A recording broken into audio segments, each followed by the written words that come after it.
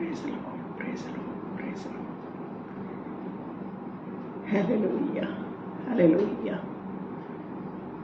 Praise God. Praise God. Praise the Lord. പരിശുദ്ധനായ ദൈവത്തിന് മഹത്വം, മഹത്വം, മഹത്വം, മഹത്വം, മഹത്വം, മഹത്വം. കാരണവാനായ ദൈവത്തിന് മഹത്വം, കരുണാസമ്പന്നനായ ദൈവത്തിന് മഹത്വം, കരുണയുടമരുടെ കർത്താവിന് മഹത്വം, മഹത്വം, മഹത്വം, മഹത്വം, മഹത്വം. എൻ്റെ മഹത്വം ഞാൻ മറ്റൊരുത്തിനും എൻ്റെ സ്തുതി വിഗ്രഹങ്ങൾക്ക് വിട്ടുകൊടുക്കുകയില്ലെന്ന് അരുളി ചെയ്ത ദൈവത്തിന് മഹത്വം, മഹത്വം, മഹത്വം, മഹത്വം, മഹത്വം, മഹത്വം, മഹത്വം. രാജാതിരാജാവേ, കർത്താതികർത്താവേ, താൻ മാത്രം അമർത്യനായവനെ, അടുത്തുകൂടാത്ത വെളിച്ചത്തിൽ വസിക്കുന്നവനെ, ധന്യനായ ഏകാധിപതിയെ, രാജാതിരാജാവേ, കർത്താതികർത്താവേ, താൻ മാത്രം അമർത്യതയുള്ളവനെ, ഓ ഹല്ലേലൂയ, നന്ദിയോടെ കർത്താവിനെ വാഴ്ത്തുന്നു, വാഴ്ത്തുന്നു, വാഴ്ത്തുന്നു, വാഴ്ത്തുന്നു, വാഴ്ത്തുന്നു, വാഴ്ത്തുന്നു കർത്താവേ, സ്തുതിക്കുന്ന കർത്താവേ, സ്തോത്രം ചെയ്യുന്ന കർത്താവേ. ഹല്ലേലൂയ, ഹല്ലേലൂയ, ഹല്ലേലൂയ, ഹല്ലേലൂയ, ഹല്ലേലൂയ. രക്തത്താൽ ആമേൻ. Praise the Lord. ഹല്ലേലൂയ, ഹല്ലേലൂയ, ഹല്ലേലൂയ. കർത്താവിൻ്റെ പരിശുദ്ധമായ നാമത്തിന് നന്ദിയോടെ സ്തോത്രം ചെയ്യുന്നു. ഇന്ന് റോസ് ഫാമിലി FB പേജിലൂടെ കർത്താവിൻ്റെ മാറ്റമില്ലാത്ത വചനത്തിൻ്റെ മാർമിക സത്യങ്ങളുമായി നിങ്ങളുടെ മധ്യത്തിലായിരിക്കുവാൻ സർവകൃപാലുവായ ദൈവം എൻ്റെ ജീവിതത്തിൽ ഒരുക്കി തന്ന ഈ വിലയേറിയ അവസരത്തെ ഓർത്ത് ഞാൻ കർത്താവിനെ സ്തുതിക്കുന്നു, സ്തോത്രം ചെയ്യുന്നു. Shinu sister thank you. Roslin sister thank you. ദൈവമായ കർത്താവ് നമ്മെ എല്ലാവരെയും ഇന്ന് രാത്രികാലം അനുഗ്രഹിക്കുന്ന രാത്രികാലമാക്കി തീർക്കുമാറാകട്ടെ എന്ന് ഞാൻ ആത്മാർത്ഥമായിട്ട് ആഗ്രഹിക്കുകയാണ്, പ്രാർത്ഥിക്കുകയാണ്. Praise Lord.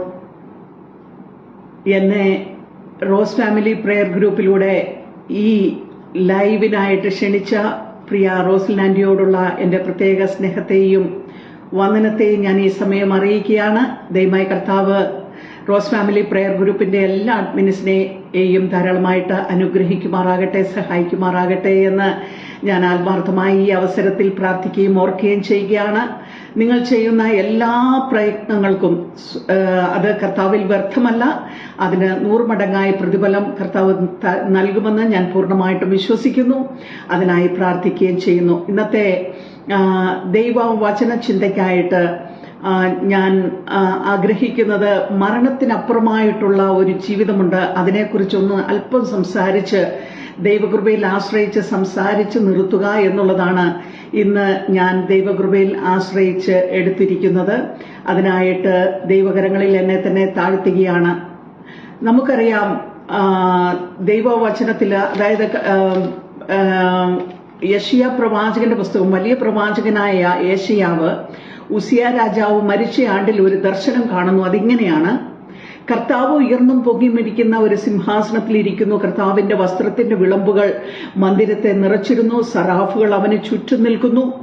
അവയ്ക്ക് ഓരോരുത്തരും 6 ചിറകുകൾ ഉണ്ടായിരുന്നു. അവ 2 കൊണ്ട് മുഖം മൂടി, 2 കൊണ്ട് കാൽ മൂടി, 2 കൊണ്ട് പറന്നുകൊണ്ട് സൈന്യങ്ങളുടെ യഹോവ പരിശുദ്ധൻ, പരിശുദ്ധൻ, പരിശുദ്ധൻ, സർവ്വഭൂമിയും അവന്റെ മഹത്വം കൊണ്ട് നിറഞ്ഞിരിക്കുന്നു എന്ന് ആർത്തു പറയുന്ന ഒരു ദർശനം ഉസിയ രാജാവ് മരിച്ച ആണ്ടിൽ യെശയ്യാവ് കാണുകയാണ്. അവർ ആർക്കുന്ന ശബ്ദത്താൽ ഉമ്മരപ്പടികളുടെ അടിസ്ഥാനങ്ങൾ കുലുങ്ങി, ആലയം പുക കൊണ്ട് നിറഞ്ഞു എന്ന് അവിടെ എഴുതപ്പെട്ടിരിക്കുകയാണ്. പ്രിയമുള്ളവരെ, ഇന്ന് രാത്രികാലം നമ്മൾ ആരുടെ സന്നിധിയിലായിരിക്കുന്നത് എന്ന ഉറപ്പും ധൈര്യവും നമുക്ക് വേണം. സകലത്തെയും സൃഷ്ടിച്ച, സകലത്തിനും കാരണഭൂതനായ ഒരു ദൈവത്തിന്റെ സാന്നിധ്യത്തിലാണ് നമ്മൾ ആയിരിക്കുന്നത്. ചില നാളുകൾക്ക് മുമ്പ് ദൈവത്തിന്റെ ആത്മാവ് എന്നെ ഒരു ദർശനം കാണിക്കുകയുണ്ടായി. അതിപ്രകാരമായിരുന്നു: ഉയർന്നും പൊങ്ങിയുമുള്ള ഒരു സിംഹാസനത്തിൽ ഒരുവൻ ഇരിക്കുന്നു. അവന്റെ ചൂണ്ടുവിരലിൽ ഒരു ഗ്ലോബ് ഇങ്ങനെ കറങ്ങിക്കൊണ്ടിരിക്കുന്നു. ദൈവത്തിന്റെ ആത്മാവ് എന്നെ കാണിച്ചു തന്നത് സകല ലോകരാജ്യങ്ങളെയും സകല പ്രപഞ്ചത്തെയും ആ ഗ്ലോബിൽ ഒരുവന്റെ കൈത്തുമ്പിൽ ഇങ്ങനെ ഇരിക്കുന്ന ഒരു ദർശനമാണ് ദൈവാത്മാവ് എന്നെ കാണിച്ചു തന്നത്. പെട്ടെന്ന് ദൈവത്തിന്റെ ആത്മാവ് ഒരു വചനം എന്റെ ഹൃദയത്തിലേക്ക് തന്നു: ഞാൻ സകല ജഡത്തിന്റെയും ദൈവമായ യഹോവയാകുന്നു, എന്നാൽ കഴിയാത്ത വല്ല കാര്യവുമുണ്ടോ? അപ്പോൾ സകല പ്രപഞ്ചത്തെയും തന്റെ കൈക്കുമ്പിളിൽ നിയന്ത്രിക്കുന്ന ഒരു ദൈവം, അല്ലെങ്കിൽ തന്റെ ചൂണ്ടുവിരലിൽ നിയന്ത്രിക്കുന്ന ഒരു ദൈവത്തെയാ ഞാനും നിങ്ങളും സേവിക്കുന്നത്. അതുകൊണ്ട് നമ്മുടെ ദൈവത്തിന്റെ വലിപ്പം നമ്മൾ അറിയാതെ പോകരുത്. ആ ദൈവ സാന്നിധ്യത്തിൽ നമുക്ക് ഇന്ന് പകൽക്കാലം ആയിരിക്കാം. ഈ ഉസിയ രാജാവ് മരിച്ച ആണ്ടിൽ യെശയ്യാവ് കാണുന്ന ദർശനം ദൈവത്തിന്റെ മഹത്വമാണെങ്കിൽ, സെറാഫുകൾ അവനെ ആരാധിക്കുന്ന സ്വർഗത്തിലെ ആരാധനയാണ് എങ്കിൽ, ദൈവമഹത്വം യോഹന്നാൻ ദർശിക്കുന്നുണ്ട് പത്മോസിന്റെ ഏകാന്തതയിൽ. ഡൊമീഷ്യൻ കൈസറിനാൽ നാടുകടത്തപ്പെട്ട യോഹന്നാൻ പത്മോസിന്റെ ഏകാന്തതയിലായിരുന്നപ്പോൾ കർത്തൃ ദിവസത്തിൽ ആത്മവിവശനായി എന്ന് നമ്മൾ അവിടെ കാണുന്നു. കർത്താവ് യോഹന്നാനോട് പറയുകയാണ്, ഇതാ ഞാൻ മരിച്ചവനായിരുന്നു, എന്നാൽ എന്നേക്കും ജീവിച്ചിരിക്കുന്നു. മരണത്തിന്റെയും പാതാളത്തിന്റെയും താക്കോൽ എന്റെ കൈവശമുണ്ട്. പ്രിയമുള്ളവരെ, മരണത്തിനപ്പുറം ഒരു ജീവിതമുണ്ട് എന്നതിന്റെ വ്യക്തമായ തെളിവാണ് കർത്താവായ യേശു ക്രിസ്തുവിന്റെ മരണവും പുനരുദ്ധാനവും. താൻ മരിച്ചവനായിരുന്നു എന്ന് കർത്താവ് അവിടെ പറയുന്നത് കർത്താവിന്റെ ജഡീക മരണത്തെ അല്ലെങ്കിൽ ശാരീരിക മരണത്തെ കാണിക്കുമ്പോൾ, ഇതാ എന്നേക്കും ജീവിച്ചിരിക്കുന്നു എന്നുള്ളത് കർത്താവായ യേശു ക്രിസ്തുവിന്റെ പുനരുദ്ധാനത്തെ അല്ലെങ്കിൽ മരണാനന്തര ജീവിതത്തെ കാണിക്കുകയാണ്. അപ്പോൾ മരണത്തിനപ്പുറമായിട്ടൊരു ജീവിതം ഉണ്ട് എന്നുള്ളത് കർത്താവായ യേശു ക്രിസ്തുവിന്റെ ജീവിതത്തെ തന്നെ മാതൃകയാക്കി നാം ചിന്തിക്കുമ്പോൾ നമുക്ക് മനസ്സിലാക്കാവുന്ന കാര്യമാണ്. എന്നാൽ പഴയ നിയമകാലത്ത്, അതായത് ബൈബിളിലെ ആദ്യത്തെ പുസ്തകമായ ഇയ്യോബിന്റെ പുസ്തകത്തിൽ 14-ാം അധ്യായത്തിന്റെ 10-14 വാക്യങ്ങളിൽ ഇയ്യോബ് ഇപ്രകാരം ചോദിക്കുന്നുണ്ട്, അല്ലെങ്കിൽ ഇയ്യോബ് ഇപ്രകാരം ഒരു സ്റ്റേറ്റ്മെന്റ് അവിടെ കൊടുക്കുന്നുണ്ട്: പുരുഷനോ ദ്രവിച്ചു പോകുന്നു, മനുഷ്യൻ പ്രാണനെ വിട്ടാൽ പിന്നെ അവൻ എവിടെ? അതിന്റെ 14-ാം വാക്യത്തിൽ വീണ്ടും ഇയ്യോബ് ചോദിക്കുകയാണ്, മനുഷ്യൻ മരിച്ചാൽ വീണ്ടും ജീവിക്കുമോ? അപ്പോൾ ആ ചോദ്യത്തിന്റെ അർത്ഥം ഇത്ര മാത്രമേ ഉള്ളൂ: മരിച്ചാൽ മനുഷ്യന് മരണാനന്തരം ഒരു ജീവിതമുണ്ടോ? ഇന്ന് പലരും ചോദിക്കുന്ന ഒരു ചോദ്യമാണ്, പലർക്കും ഉത്തരം കിട്ടാത്ത ഒരു ചോദ്യമാണ്, മരണാനന്തരം നാം എവിടെയായിരിക്കും എന്നുള്ളത്. പല മത നേതാക്കന്മാർക്കും അറിയത്തില്ലാത്ത മാർമിക സത്യം, പല ഇസങ്ങൾക്കും വെളിപ്പെടുത്തുവാൻ കഴിയാത്ത മാർമിക സത്യം ബൈബിൾ നമുക്ക് വെളിപ്പെടുത്തി നൽകുന്നുണ്ട്.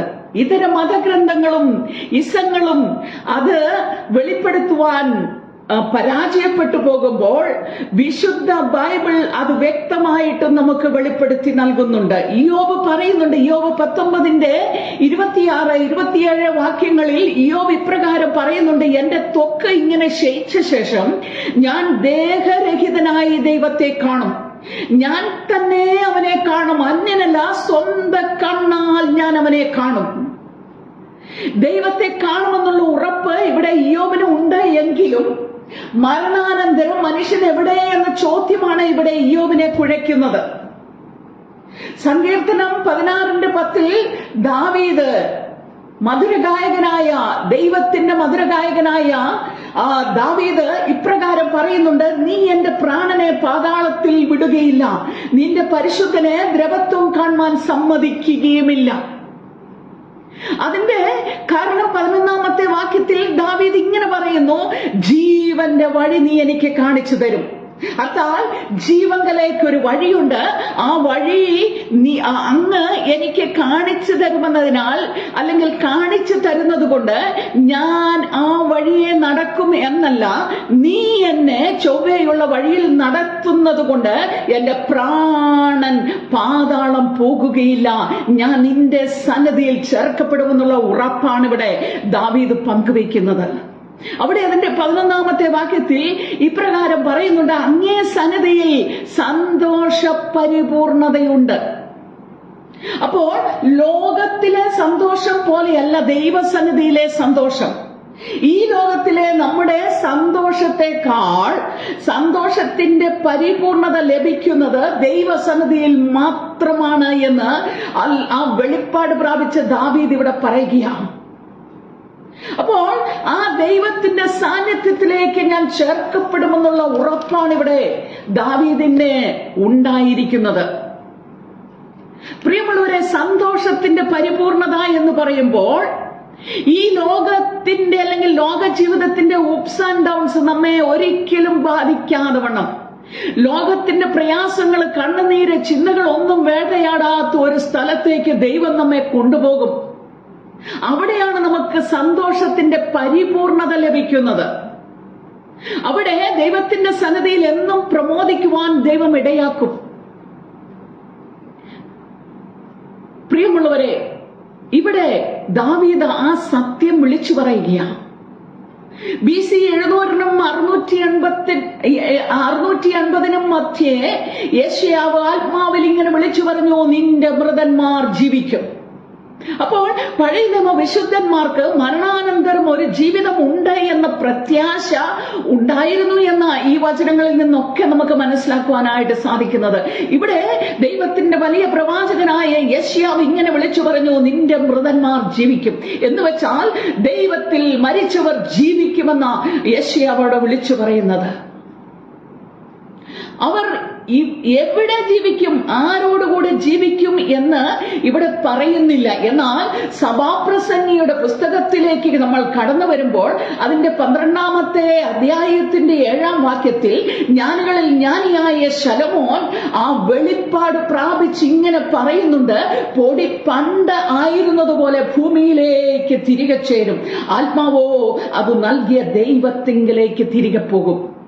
ഇവിടെ വ്യക്തമായും ജ്ഞാനികളിൽ ജ്ഞാനിയായ ശലോമോൻ വിളിച്ചു പറയുക, നമ്മുടെ ഈ ജഡശരീരം, പൊടിയിൽ നിന്നെടുത്ത് മണ്ണിൽ നിന്നെടുത്ത ഈ ജഡശരീരം ഭൂമിയിലേക്ക് തിരികെ ചേരും, ആത്മാവ് അത് അയച്ചവന്റെ അടുക്കലേക്ക് മടങ്ങിപ്പോകും.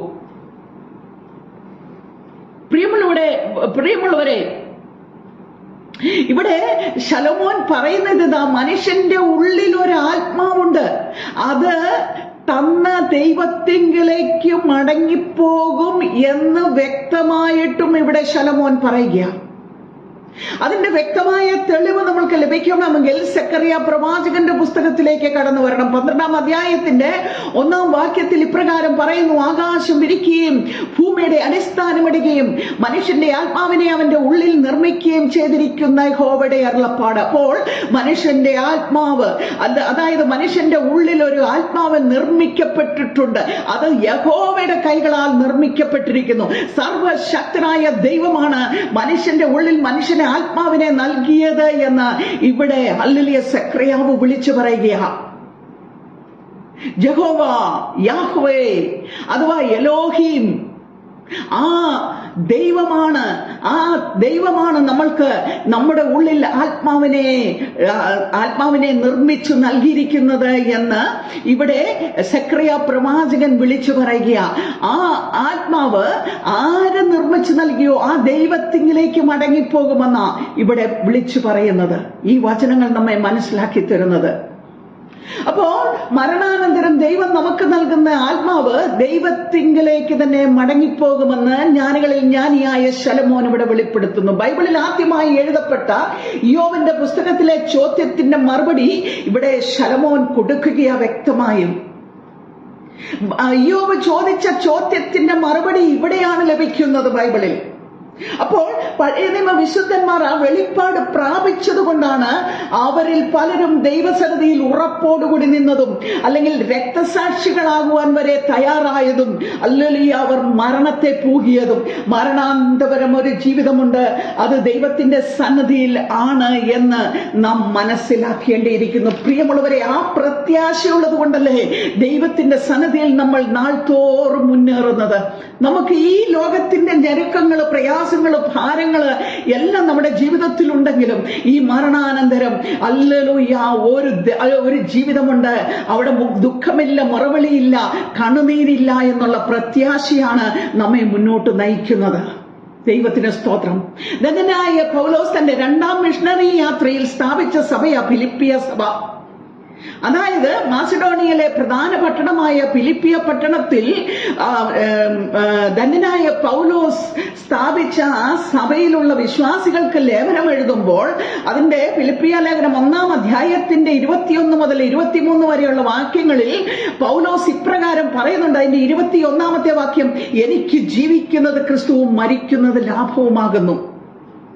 ഇവിടെ പൗലോസ് പറയുകയാണ്, എനിക്ക് ജീവിക്കുന്നത് ക്രിസ്തുവും മരിക്കുന്നത് ലാഭവുമാകുന്നു. അതിന്റെ അർത്ഥം എന്താ? ഞാൻ ഈ ലോകത്തിൽ ജീവിച്ചാൽ ഞാൻ ക്രിസ്തുവിന് വേണ്ടി ജീവിക്കും, ക്രിസ്തുവിന് വേണ്ടി പ്രയോജനമുള്ളവനായി ജീവിക്കും. വെറുതെയല്ല, ക്രിസ്തുവിന് വേണ്ടി പൂർണ്ണമായും എന്നെ ക്രിസ്തുവിനായി ഏൽപ്പിച്ച് ക്രിസ്തുവിന് വേണ്ടി ഞാൻ ജീവിക്കും. അതിന്റെ 22-ാമത്തെ വാക്യത്തിൽ പൗലോസ് പിന്നെയും പറയുക, എന്നാൽ ജഡത്തിൽ ജീവിക്കുന്നതിനാൽ വേലയ്ക്ക് ഫലം വരുമെങ്കിൽ ഏതു തിരഞ്ഞെടുക്കേണ്ടു എന്നു ഞാൻ അറിയുന്നില്ല. അപ്പോൾ ഞാൻ ഈ ലോകത്തിൽ ജീവിച്ചിരുന്ന് കർത്താവിന്റെ വേലയ്ക്ക് എന്നെ കൊണ്ട് പ്രയോജനപ്പെടുമെങ്കിൽ, എന്നിൽ നിന്ന് ഫലം പുറപ്പെടുമെങ്കിൽ ഏതു തിരഞ്ഞെടുക്കേണ്ടുന്നു എന്ന് ഞാൻ രണ്ടിനാലും ഞരങ്ങുന്നു എന്ന പൗലോസ് ഇവിടെ പറയുന്നത്. എന്നിട്ട് അതിന്റെ 23-ാമത്തെ വാക്യത്തിൽ ഇപ്രകാരം പറയുകയാണ്, ഇവ രണ്ടിനാലും ഞാൻ ഞെരുങ്ങുന്നു, വിട്ടുപിരിഞ്ഞ് ക്രിസ്തുവിനോടുകൂടെ ഇരിക്കുവാൻ എനിക്ക് കാംക്ഷയുണ്ട്, അത് അത്യുത്തമമല്ലോ. അപ്പോൾ കർത്താവിന്റെ വേലയ്ക്ക് ഫലം വരുമെങ്കിൽ ഈ ലോകത്തിൽ ജീവിച്ചിരിക്കുവാൻ ഞാൻ ആഗ്രഹിക്കുന്നു. അപ്പോൾ കർത്താവിന് നമ്മളെ കൊണ്ട് പ്രയോജനമില്ലെങ്കിൽ നമ്മൾ ഈ ലോകത്തിൽ ജീവിക്കുന്നതിൽ അർത്ഥമില്ല എന്നുള്ള ഒരു ധ്വനി കൂടി ധന്യനായ പൗലോസ് അവിടെ നൽകുന്നുണ്ട്. എന്നാൽ പൗലോസ് പറയുകയാണ്, വിട്ടുപിരിഞ്ഞ് ക്രിസ്തുവിനോടുകൂടെ ആയിരിക്കുന്നത് അത്യുത്തമമല്ലോ. പ്രിയമുള്ളവരെ, ആ പ്രത്യാശയാണ് നമ്മളെ മുന്നോട്ട് നടത്തുന്നത്. നമ്മുടെ പ്രിയപ്പെട്ടവരെ അകാലത്തിൽ മരണമടയുമ്പോൾ, കർത്താവ് ഹല്ലേലൂയ നമ്മുടെ പ്രിയപ്പെട്ടവരെ നമ്മളിൽ നിന്ന് അടർത്തിക്കൊണ്ടു പോകുമ്പോൾ ഈ ലോകത്തിൽ നമ്മൾ ആശ്വസിക്കുന്ന ആശ്വാസം എന്താ? ഒരിക്കൽ ഞാനും അവിടെ എത്തിച്ചേരും. എന്റെ പ്രിയപ്പെട്ടവളെ, എനിക്ക് പ്രിയമുള്ളവരെ ഞാൻ അവിടെ കാണുമെന്നുള്ള പ്രത്യാശ, നിത്യതയുടെ തീരത്ത് ആ പ്രത്യാശയുടെ തുറമുഖത്ത് നമ്മളെ കാണുമെന്നുള്ള പ്രത്യാശ നമ്മെ മുന്നോട്ട് നയിക്കുന്നത്. പ്രിയമുള്ളവരെ, അപ്പോസ്തലനായ പൗലോസ് തന്റെ കാരാഗ്രഹ ലേഖനങ്ങളിൽ ഒന്നാമത്തെ ലേഖനമായ കൊലോസ്യ ലേഖനം 3-ാം അധ്യായത്തിന്റെ 3-4 വാക്യങ്ങളിൽ ഇപ്രകാരം പറയുന്നുണ്ട്, നിങ്ങൾ മരിച്ചിട്ട് നിങ്ങളുടെ ജീവൻ ക്രിസ്തുവിനോടുകൂടെ ദൈവത്തിൽ മറഞ്ഞിരിക്കുന്നു. ഇവിടെ ധന്യനായ പൗലോസ് ആ ശലോമോനോടുകൂടി പറയുക, വ്യക്തമായിട്ട് നമുക്ക് മനസ്സിലാക്കി തരികയാണ്, നിങ്ങളുടെ ജീവൻ ക്രിസ്തുവിനോട്, നിങ്ങൾ മരിച്ചിട്ട് നിങ്ങളുടെ ജീവൻ ക്രിസ്തുവിനോടുകൂടെ ദൈവത്തിൽ മറഞ്ഞിരിക്കുന്നു. അപ്പോൾ മരണാനന്തരം നമ്മൾ എവിടെയായിരിക്കുമെന്നുള്ളതിന്റെ വ്യക്തമായ തെളിവാണ് ഇവിടെ കൊലോസ്യ ലേഖനകർത്താവായ പൗലോസ് നമുക്ക് നൽകുന്നത്.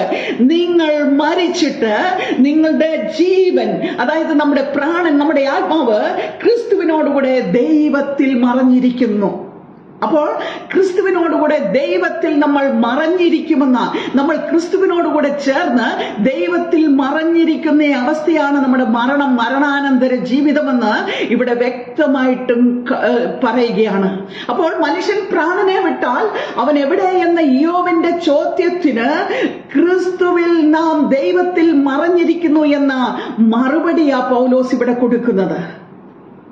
അതുകൊണ്ടാ പൗലോസ് പറഞ്ഞത്, വിട്ടുപിരിഞ്ഞ് ക്രിസ്തുവിനോടുകൂടെ ഇരിക്കുവാൻ എനിക്ക് ഏറെ കാംക്ഷയുണ്ട്, അത് അത്യുത്തമമല്ലോ. വെളിപ്പാട് പുസ്തകം 14-ാം അധ്യായത്തിന്റെ 13-ാമത്തെ വാക്യത്തിലേക്ക് നമ്മൾ കടന്നു വരുമ്പോൾ അവിടെ ഇപ്രകാരം എഴുതപ്പെട്ടിട്ടുണ്ട്, ഞാൻ സ്വർഗത്തിൽ നിന്നൊരു ശബ്ദം കേട്ടു. അത് പറഞ്ഞത്, എഴുതുക, ഇന്നു മുതൽ കർത്താവിൽ മരിക്കുന്ന മൃതന്മാർ ഭാഗ്യവാന്മാർ, അവർ തങ്ങളുടെ പ്രയത്നങ്ങളിൽ നിന്ന് വിശ്രമിക്കേണ്ടതാകുന്നു. അപ്പോൾ മരിച്ചവർ ഇപ്പോൾ ഒരു വിശ്രാമ സ്ഥലത്ത് വിശ്രമിക്കുന്നു എന്നുള്ളതാ അതിന്റെ അർത്ഥം.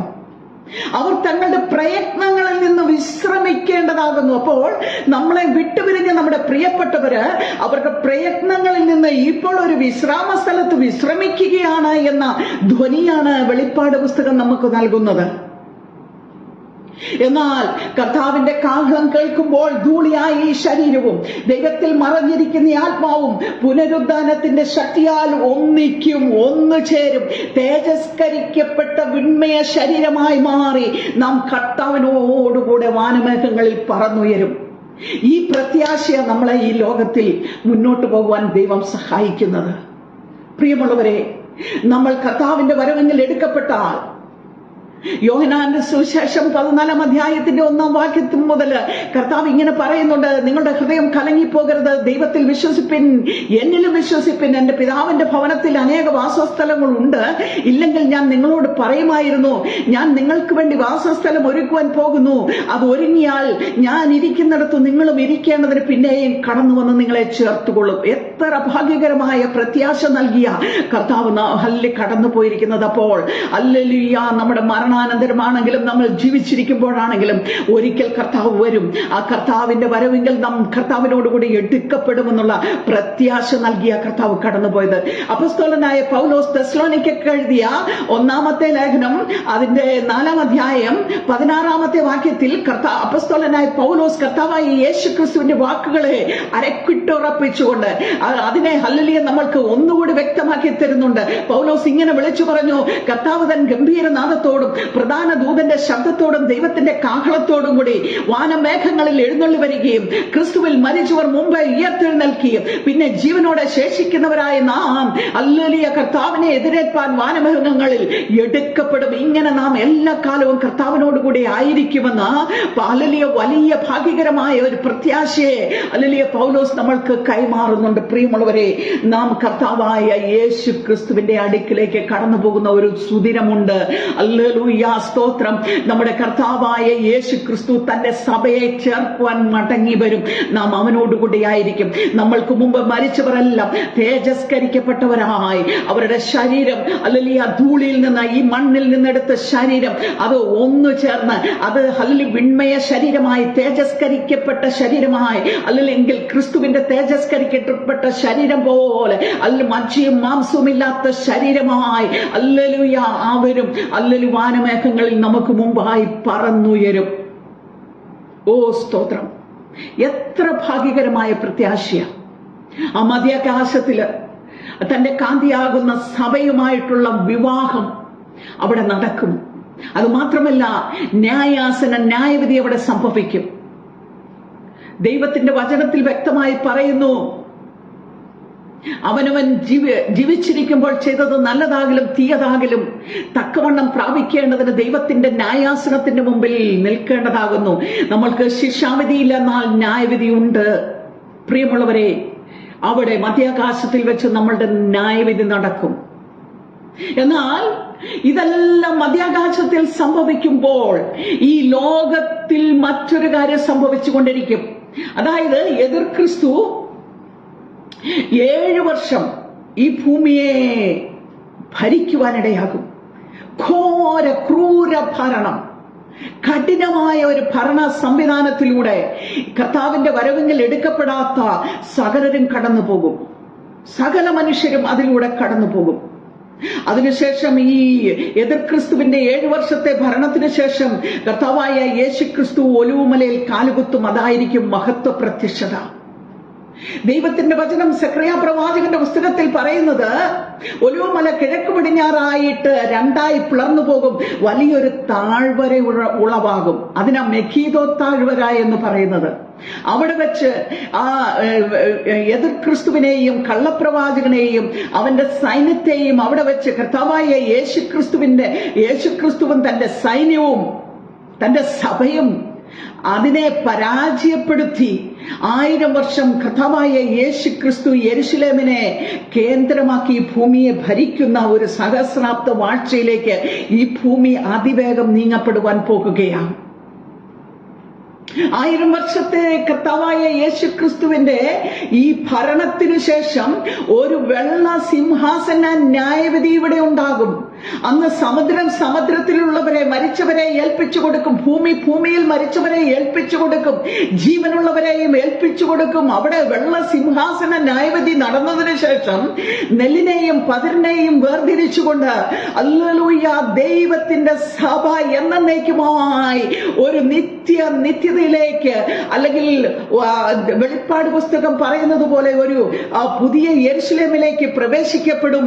എന്നാൽ ഹല്ലേലൂയ ക്രിസ്തുവിനെ സ്വീകരിക്കാതെ ഈ ലോകത്തിൽ ക്രിസ്തുവിനെ അറിയാതെ ജീവിച്ചവർ, പാപത്തിന്റെ ചെളിയിൽ ഹല്ലേലൂയ പുളഞ്ഞവർ എല്ലാവരും ആ നിത്യ നരകത്തിലേക്ക് നീക്കപ്പെടുമെന്ന് ബൈബിൾ പറയുന്നു. ഇന്ന് വരെയും ബൈബിൾ പറഞ്ഞ കാര്യങ്ങളെല്ലാം അതുപോലെ ഈ ലോകത്തിൽ സംഭവിച്ചിട്ടുണ്ട് എങ്കിൽ പ്രിയമുള്ളവരെ, ഇന്ന് രാത്രികാലം ഞാൻ നിങ്ങളോട് പറയുകയാണ്, ഇതും സംഭവിക്കും. ഇത് കള്ളമല്ല, ബൈബിൾ സത്യമാണ്. ബൈബിളിൽ എഴുതിയിരിക്കുന്ന കാര്യങ്ങൾ ഇന്ന് വരെയും അതുപോലെ സംഭവിച്ചിട്ടുണ്ടെങ്കിൽ ഇതും സംഭവിക്കുവാൻ, ഭാവി കാലത്തിൽ സംഭവിക്കുവാൻ, അതിവിദൂരമല്ലാത്ത ഭാവിയിൽ സംഭവിക്കുവാൻ പോകുന്ന കാര്യമാണ് എന്ന് പ്രിയമുള്ളവരെ ഞാൻ നിങ്ങളോട് വിളിച്ചു പറയട്ടെ. നിത്യത രണ്ടു വിധമാണെന്ന് ഞാനിപ്പോൾ നിങ്ങളോട് പറഞ്ഞു. വിശുദ്ധന്മാർക്കുള്ള നിത്യതയും പാപികൾക്കുള്ള നിത്യതയും. വിശുദ്ധന്മാർക്കുള്ള നിത്യതയെക്കുറിച്ച് ഞാൻ നിങ്ങളോട് സംസാരിച്ചു. എന്നാൽ പാപികൾക്കുള്ള നിത്യതയെക്കുറിച്ച് യെശയ്യാ പ്രവാചകന്റെ പുസ്തകത്തിൽ ഇപ്രകാരം എഴുതിയിട്ടുണ്ട്. 66-ാം അധ്യായത്തിന്റെ 24-ാം വാക്യത്തിൽ പറയുന്നുണ്ട്, അവരുടെ പുഴു ചാകുകയില്ല, തീ കെട്ടുപോകുകയുമില്ല. പ്രിയമുള്ളവരെ, നരകത്തിലേക്ക്, പിശാചിന്റെ അധീനതയിലേക്ക് കടന്നു പോകുന്നവരുടെ അവസ്ഥയായി ഇവിടെ പറയുന്നത്. പ്രിയമുള്ളവരെ, മരണാനന്തരം ഒരു ജീവിതമുണ്ട്, മനുഷ്യനൊരാത്മാവുണ്ട്. മനുഷ്യനാ തീരുമാനിക്കേണ്ടത് ഞാൻ എങ്ങോട്ട് കടന്നു പോകണമെന്നുള്ളത്. റോമാലേഖനം 8-ാം അധ്യായത്തിന്റെ 38-39 വാക്യങ്ങളിൽ ഇപ്രകാരം പറയുന്നുണ്ട്, മരണത്തിനോ ജീവനോ ദൂതന്മാർക്കോ വാഴ്ചകൾക്കോ അധികാരങ്ങൾക്കോ ഇപ്പോഴുള്ളതിനോ വരുവാനുള്ളതിനോ ഉയരത്തിനോ ആഴത്തിനോ മറ്റു യാതൊരു സൃഷ്ടിക്കോ നമ്മുടെ യേശുക്രിസ്തുവിലുള്ള ദൈവസ്നേഹത്തിൽ നിന്ന് നമ്മെ വേർപിരിപ്പാൻ കഴിയുകയില്ല എന്ന് ഹല്ലേലൂയ ഞാൻ ഉറച്ചിരിക്കുന്നു. ഇവിടെ നമ്മുടെ തീരുമാനം ദൃഢമായിരിക്കട്ടെ. എന്തൊക്കെ ഈ ലോകത്തിൽ സംഭവിച്ചാലും, എന്തൊക്കെ പ്രതികൂലങ്ങൾ എന്റെ ജീവിതത്തിൽ കടന്നു വന്നാലും, ഈ യേശുക്രിസ്തുവും ഞാനുമായിട്ടുള്ള ബന്ധത്തിൽ നിന്ന് യാതൊന്നിനും എന്നെ വേർപിരിപ്പാൻ കഴിയില്ലെന്ന് ഉറപ്പോടും ധൈര്യത്തോടും മുന്നോട്ട് പോകുന്നവർ അല്ലെങ്കിൽ ആ നിത്യതയിൽ എത്തിച്ചേരുമെന്ന് ഇന്ന് പരിശുദ്ധാത്മാവിൽ ഞാൻ വിളിച്ചു പറയുകയാണ്. പ്രിയമുള്ളവരെ, ഓർക്കുക, മരണത്താൽ തീരുന്ന ഒരു ബന്ധമല്ല നമുക്ക് ദൈവവുമായിട്ടുള്ളത്. പിന്നെയോ ജീവിച്ചിരിക്കുമ്പോഴും മരണാനന്തരവും തുടരുന്ന ഒരു നിത്യബന്ധമാണ് നമുക്കും കർത്താവുമായിട്ടുള്ളത്. പ്രിയന്റെ വരവെങ്കിൽ നാം മധ്യാകാശത്തിൽ എടുക്കപ്പെടും. പിന്നെ എന്നും നാം പ്രാണപ്രിയനോട് കൂടെ ആയിരിക്കും. അർത്ഥാൽ മരണത്താൽ തീരുന്ന ലോകബന്ധങ്ങൾ പോലെയല്ല, മരണത്താൽ തീരാത്ത ഒരു മഹൽ ബന്ധമാണ് ദൈവവും നാമുമായിട്ടുള്ളത്. 2 കൊരിന്ത്യൻസ് 5-ന്റെ 1-ാം വാക്യത്തിൽ ഇപ്രകാരം പറയുന്നുണ്ട്, കൂടാരമായ ഞങ്ങളുടെ ഭവനം അഴിഞ്ഞുപോയാൽ കൈപ്പണിയല്ലാത്ത നിത്യഭവനമായി ദൈവത്തിന്റെ ദാനമായ ഒരു കെട്ടിടം ഞങ്ങൾക്ക് സ്വർഗത്തിൽ ഉണ്ട് എന്ന് അറിയുന്നു. ഇത് നമ്മളുടെ ജഡിക ശരീരത്തെ അല്ല, വിൺമയ ശരീരത്തെ സൂചിപ്പിക്കുക. അതിന്റെ 5-ാം അധ്യായം 2-ാം വാക്യത്തിൽ പറയുന്നു, ഈ കൂടാരത്തിൽ ഞങ്ങൾ ഞരങ്ങിക്കൊണ്ട് നഗ്നരായിട്ടല്ല ഉടുപ്പുള്ളവരായിരിക്കുന്നു എങ്കിൽ സ്വർഗീയമായ ഞങ്ങളുടെ പാർപ്പിടം അതിനു മീതെ ധരിപ്പാൻ വാഞ്ചിക്കുന്നു. ഈ വിൺമയ ശരീരത്തിൽ ദൈവത്തിന്റെ തേജസ് നമ്മൾ അണിഞ്ഞ്, അതായത് ഈ മൺമയമായിട്ടുള്ള ഈ ശരീരം നീങ്ങിപ്പോയി വിൺമയ ശരീരം പ്രാപിച്ച്, തേജസ്കരിക്കപ്പെട്ട ശരീരം പ്രാപിച്ച് നമ്മൾ ആയിരിക്കുമെന്നുള്ള പ്രത്യാശ ഇവിടെ തരുന്നത്. 1 കൊരിന്ത്യർ 15-ാം അധ്യായത്തിന്റെ 47-ൽ ഇപ്രകാരം പറയുന്നുണ്ട്, 1-ാം മനുഷ്യനായ ആദാം മണ്ണുകൊണ്ട് സൃഷ്ടിക്കപ്പെട്ടവൻ, 2-ാം മനുഷ്യനായ ക്രിസ്തു സ്വർഗത്തിൽ നിന്നുള്ളവൻ എന്ന് അവിടെ പറയുന്നു. എന്നിട്ട് അതിന്റെ 48-ാമത്തെ വാക്യത്തിൽ ഇപ്രകാരം പറയുക, മണ്ണുകൊണ്ടുള്ളവനെ പോലെ മണ്ണുകൊണ്ടുള്ളവനും സ്വർഗീയനെ പോലെ സ്വർഗീയന്മാരുമാകുന്നു.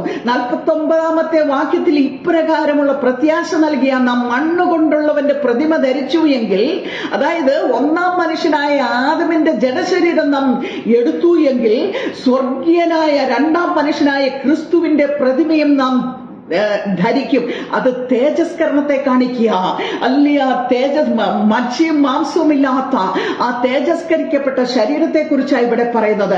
അതിന്റെ 54-ാമത്തെ വാക്യത്തിൽ ഇപ്രകാരം പറയുന്നു, ഈ ദ്രവത്വമുള്ള മൺശരീരം, അതായത് ഈ ദ്രവത്വമുള്ളത് അദ്രവത്വത്തെയും ഈ മർത്യമായത് അമർത്യത്തെയും, അതായത് വിൺമയ ശരീരത്തെ കാണിക്കുമോ, ധരിക്കുമ്പോൾ മരണം നീങ്ങി ജയം വരും. അപ്പോൾ നമ്മൾ ആ തേജസ്കരിക്കപ്പെട്ട് ക്രിസ്തുവിനോടുകൂടെ ചേരുന്ന സമയത്താണ് വാസ്തവമായും ഈ ലോകത്തിലെ ക്രിസ്തീയ ജീവിതത്തിൽ നാം ജയാളികളായിത്തീരുന്നത്.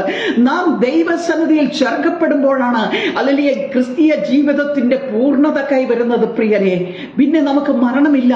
യുഗായുഗം നാം ക്രിസ്തുവിനോടുകൂടെ വാഴുവാൻ ഇടയായിത്തീരും. ദാനിയേൽ പ്രവചനത്തിൽ നിന്ന് ഒരു വാക്യം കൂടെ പറഞ്ഞുകൊണ്ട് ഈ മെസ്സേജ് വൈൻഡപ്പ് ചെയ്യുവാൻ ഞാൻ ആഗ്രഹിക്കുക. ദാനിയേൽ പ്രവചനം 12-ാം അധ്യായത്തിന്റെ 2-ാമത്തെ വാക്യത്തിൽ ഇപ്രകാരം പറയുന്നുണ്ട്: നിലത്തിലെ പൊടിയിൽ നിദ്ര കൊള്ളുന്നവർ പലരും, ചിലർ നിത്യജീവനായും ചിലർ ലജ്ജയ്ക്കും നിത്യനിന്ദയ്ക്കുമായി ഉണരും. എന്നാൽ ബുദ്ധിമാന്മാർ, അതായത് ദൈവനാമത്തിനു വേണ്ടി പ്രയോജനപ്പെട്ടവര്, അല്ലെങ്കിൽ ദൈവ കൽപ്പനകൾ അനുസരിച്ച് ജീവിച്ചവരെ കുറിച്ച് ഇവിടെ പറയുകയാണ്, ആകാശമണ്ഡലത്തിലെ പ്രഭ പോലെയും പലരെയും നീതിയിലേക്ക് തിരിക്കുന്നവർ നക്ഷത്രങ്ങളെ പോലെയും എന്നും എന്നേക്കും പ്രകാശിക്കും. പ്രിയമുള്ളവരെ, ഇന്ന് നാം ഏൽക്കുന്ന നിന്ന, പരിഹാസം, രോഗം, ദുഃഖം, പ്രയാസങ്ങൾ, പിരിമുറുക്കങ്ങൾ എല്ലാത്തിൽ നിന്നും ഒരു വിടുതൽ ദൈവം നമുക്ക് വെച്ചിട്ടുണ്ട്. ആകാശമണ്ഡലത്തിലെ പ്രഭ പോലെ, നക്ഷത്രങ്ങളെ പോലെ പ്രകാശം പരത്തി ആ നിത്യ ജീവിതത്തിനായി നമ്മൾ ഉണരുവാൻ നമുക്കിടയാകട്ടെ എന്ന് ആത്മാർത്ഥമായിട്ട് ഞാൻ ആഗ്രഹിക്കുകയും പ്രാർത്ഥിക്കുകയും ആശംസിക്കുകയും ചെയ്തുകൊണ്ട് ഈ ലൈവിന് ഞാൻ വിരാമം കുറിക്കുന്നു. ദൈവ കർത്താവ് നമ്മെ ഏവരെയും ഈ വചനങ്ങളാൽ അനുഗ്രഹിക്കട്ടെ, ആശീർവദിക്കുമാറാകട്ടെ എന്ന് ഞാൻ ആത്മാർത്ഥമായിട്ട് ആഗ്രഹിക്കുകയാണ്. എനിക്കിങ്ങനെ ഒരു അവസരം തന്ന റോസ് ഫാമിലി പ്രേയർ ഗ്രൂപ്പിനോടും പ്രത്യേക പ്രിയ റോസൽ ആന്റിയോടുമുള്ള സ്നേഹത്തെയും നന്ദിയെയും ഞാൻ അറിയിച്ചുകൊണ്ട് ദൈവ പാദാന്തികത്തിൽ താണിരിക്കുന്നു. ദൈവമായ കർത്താവ് നമ്മെ അനുഗ്രഹിക്കട്ടെ, സഹായിക്കുമാറാകട്ടെ. ആമേൻ. Praise the Lord. Praise the Lord. മാറാനാഥ, നമ്മുടെ കർത്താവ് വരാറായി. കർത്താവിന്റെ വരവിന് വേണ്ടി നമുക്ക് നോക്കി പാർക്കാം. നമ്മെ ഏവരെയും കർത്താവ് അതിനായി ഒരുക്കട്ടെ. Price the Lord.